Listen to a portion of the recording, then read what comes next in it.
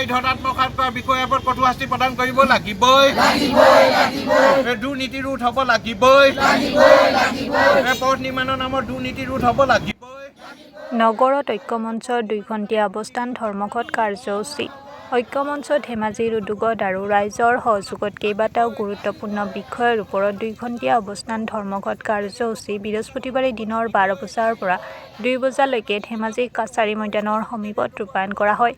প্ৰতিবাদত প্ৰতিদিনে পুৱা হাৰমতি অথবা লখিমপুৰ ৰেল ষ্টেচনৰ পৰা সৰু-বৰ সকলো ষ্টেচনত 1 মিনিটকৈ ৰখাই পুৱা 8:30 ডিব্ৰুগড় ৰেল ষ্টেচনত পোৱাকৈ আৰু আবেলি 5 বজাত ডিব্ৰুগড় ৰেল ষ্টেচনৰ পৰা ঘূৰি অহাকৈ এখন নতুন সাধাৰণ যাত্ৰীবাহী ৰেলগাড়ী দিয়াৰ ব্যৱস্থা কৰিবলৈ দাবী জনোৱাৰ লগতে ডেকাৰগাঁও মুৰ্কংচেলেক এক্সপ্ৰেছ ৰেলগাড়ীখন পূৰ্বৰ দৰে ধেমাজিৰ সকলো সৰু-বৰ ৰেল ষ্টেচনত ৰখোৱাৰ ব্যৱস্থা কৰা।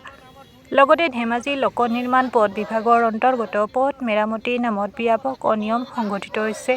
ইয়াৰ তদন্ত কৰি দোষী ব্যক্তিক কঠোৰ শাস্তি প্ৰদান কৰক আৰু উন্নত মানৰ পথ নিৰ্মাণ কৰাৰ উপৰিও ধেমাজি জিলাখনৰ সকলো চৰকাৰী বেচৰকাৰী কাৰ্যালয়, কাছাৰী, দোকান পাহাৰ, ব্যৱসায়িক প্ৰতিষ্ঠান, অনুষ্ঠান আদিৰ নাম ফলকত শুদ্ধকৈ অসমীয়া ভাষাত লিখা বাধ্যতামূলক কৰিবলৈ দাবী জনায়।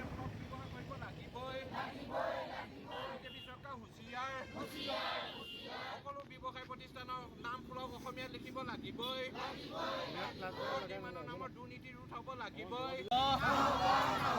পথ নিৰ্মাণৰ নামত দুৰ্নীতি ৰোধ হ'ব লাগিবই। চৰকাৰী ধন আত্মসাৎ বিষয়াৰ ওপৰত কঠোৰ শাস্তি প্ৰদান কৰিব লাগিবই। চৰকাৰী ধন আত্মসাৎ কৰা বিষয়াৰ ওপৰত কঠোৰ শাস্তি প্ৰদান কৰিব লাগিবই। চৰকাৰী ধন আত্মসাৎ কৰা বিষয়াৰ ওপৰত কঠোৰ শাস্তি প্ৰদান কৰিব লাগিবই। বিজেপি চৰকাৰ হুঁচিয়াৰ।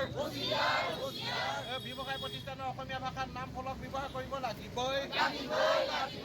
নাম ফলক অসমীয়াত ব্যৱহাৰ কৰা বাধ্যতামূলক কৰিব লাগিবই।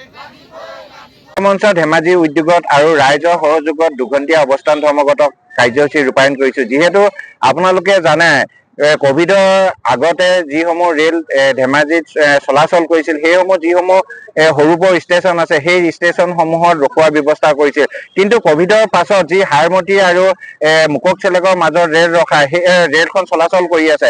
কিন্তু সেই সৰু-বৰ ষ্টেচনবিলাকৰ ৰেলখন নৰখোৱাৰ কাৰণে যিসকল সৰু ষ্টেচন আছে বা সেই অঞ্চলত বসবাস কৰা জনসাধাৰণৰ অসুবিধা হৈছে। সেয়ে কৈছে যে মুককচেলেক আৰু হাৰমতিৰ মাজত যি ৰেল চলাচল কৰিছে, সেই ৰেলখন সৰু-বৰ যি সকলো ষ্টেচনতে 1 মিনিটকৈ হ'লেও ৰখাৰ ব্যৱস্থা গ্ৰহণ কৰক। তেতিয়া এই অঞ্চলত বসবাস কৰা জনসাধাৰণৰ যাতায়াতৰ সুবিধা হ'ব।